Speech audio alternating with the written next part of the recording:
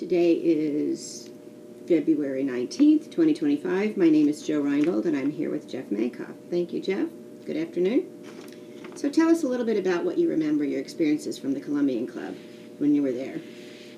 Well, it was a big part of my life, or my family's life. I remember it from when I was a little kid. My father joined in about 1959, 1960. I remember his Uncle Jerry said, so long as you're breathing, you can get in. And it was a great opportunity for him to connect with the community. And so I remember it just from being a little kid. I did my first fishing from the pier in the little lake there, and with Harold Osborne's son showing us how to do it. We did everything there. My mom used to drop us off over the summers, and we'd go, play golf or swim or do whatever. It was a nice babysitting opportunity for my mom. But we did everything from the July 4th swimming events to every holiday there was something going on, and golf, and I learned how to play tennis there, and it was a real community. Was the location where it is, where we knew of it later on, or had it changed? Was it the same original location? So we lived over at Walnut Hill and Preston Road on a street called Colhurst, and it was always at the same place. I remember to get there, it was before the tollway was built. We drove up Inwood and get off at a very small Beltline road and took a left on Beltline, and there was nothing there, and drove past the railroad tracks and got into the Columbian Club location out in Carrollton. Mm-hmm. Right. Okay, so that was the same place I was thinking of. Right. Were you or your family active as far as being on a committee or any leadership positions there at all? No, my father was not, nor was I. So I'm 63 years old. I joined as a junior member, got the half-price membership. I don't know, it's maybe $5,000 or $6,000 to join. I think I joined probably, and after I returned from law school in about 1986, and so no committees for me, and nor my father. What do you think the real reason was that your parents decided to join? Besides the fun activities, was there anything else? Uncle Jerry Frank was a member, and that was his connection with the city of Dallas. He had moved from Minneapolis, and my mom was from West Hartford, Connecticut. So when they got married, they came down to Dallas because the weather was better than Minneapolis, and Uncle Jerry and Aunt Emily Sue were here. So I think Uncle Jerry said, "Hey, you should join," and he had played golf as a younger person and polished off his golf game, and I think back then it was 9 holes, and my mom had played golf, and she took a ton of lessons, and I think she actually maybe won some tournaments at the club, and so they joined it for the community, to meet people. They were new, and play some golf. So can you think of any special memory, besides just overall that you had a great time there? Anything come to mind that you really loved about it? Well, all the special events that were there. I mean, so it's nice to be able to go to Mother's Day, and certainly you're there for your mom. And I remember at some point, Stacy, my wife, we were there for her as a mother. But you weren't there just with your family. It was just everybody that was there. You got to see the Liebermans, you see the Colons, you see all our contemporaries and the people I used to play with. And so it wasn't just Mother's Day. It was Mother's Day, and the Jewish community was all there. Special memories. I mean, we had so many special events there. Stacy and I had a rehearsal dinner there. We had Bradley's birthday party there one year. I remember the July 4th races, and that was a really big deal. Just it was just a whole day there with the picnic afterwards, and then bingo on Thursday nights was a big deal. It's remember getting the cards and picking the cards and advancing from one card to two cards to four cards, and it was just great fun. But it wasn't great fun because of the bingo. It was great fun because of all the community that was there. If you had to take a wild guess, what would you think the membership was at its height while you were still there? 400 families, maybe 400, maybe 500 might have been the highest. That would be my wild guess. And you were mostly there when, on weekends or week? Well, yeah. When I was a kid, I was there. In the summertime, it just didn't matter. And but as I, after law school, I would go there mostly on the weekends and play golf, and wasn't yet playing Tuesdays and Thursdays. But yeah, that and holidays and special events. That's when we got out there. Do you recall when it actually closed? Around Yeah. when that was, and why? Why do you think that happened? Well, I think it closed. I mean, there were several reasons it closed. I think they went into debt. I think debt was a huge mistake for a club that size. And whenever the economy went down, we lost members. When there was an assessment, we lost members. And then I think there were some real struggles there, and I recall they hired a golfing consultant, golf club consulting firm. And the problem was they hired a golf club consulting firm who weren't Jewish, and they didn't understand that it wasn't a golf club, it was a Jewish club. Right. And that's what was missed by everybody. The first thing they said, oh well, the demographics are not sufficient to support a Jewish-only golf club. That was ridiculous. I mean, the only reason for the club to exist was because it was a Jewish club. So they lost sight of who they were, what their purpose was. They thought they were a golf club. And there were a lot newer clubs.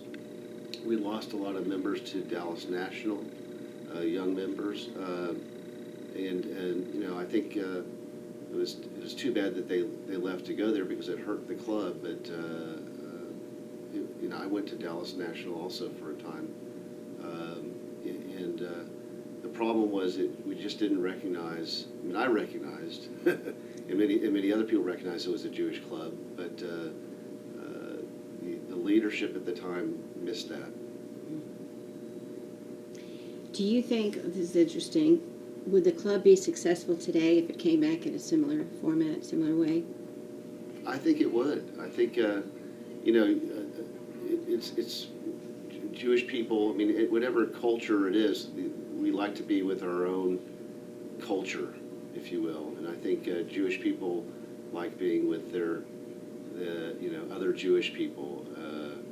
It's absolutely, I think, a Jewish organization, a club type of an organization focused on being Jewish and our Jewish heritage would definitely succeed. I think I certainly think we've learned our lessons from the Columbian Club, but there's a place for that, because I'm going to say right now when the holidays come around, there's a gap that when July 4th comes around, when Father's Day, Mother's Day, other holidays like that, it's where do we go? There's no place. You go out to Applebee's or whatever, and you're in that situation you're isolated, versus if you're going to a Jewish club, then you're with your community, and I think there's a definite need for that. Do you know about the new Columbian Club that opened? The restaurant? Yeah, I've heard about it, and they've got the Parmesan bagels and some paraphernalia there as well, but I have not been there. I haven't either, but I understand it's kind of like a cocktail lounge atmosphere. Right, right. It doesn't have the sports or anything You- like that. It's just a restaurant. You asked what were some of the reasons that the club did not survive. One of the reasons may have been that the Jews just were not big drinkers, and that did not, there wasn't that revenue coming in.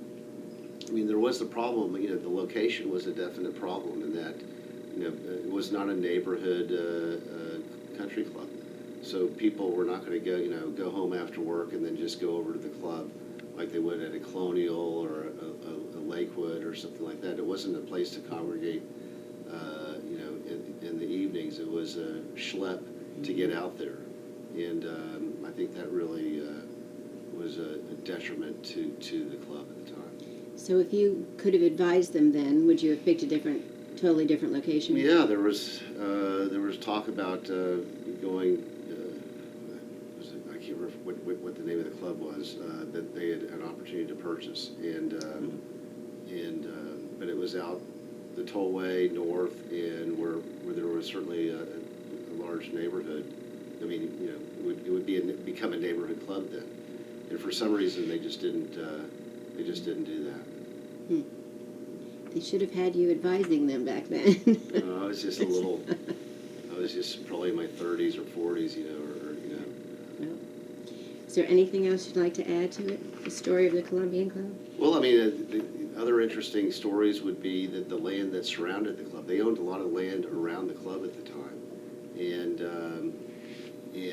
they ended up selling a lot of the land around the club, and they used the revenues from that to pay off the debt, a large portion of the debt.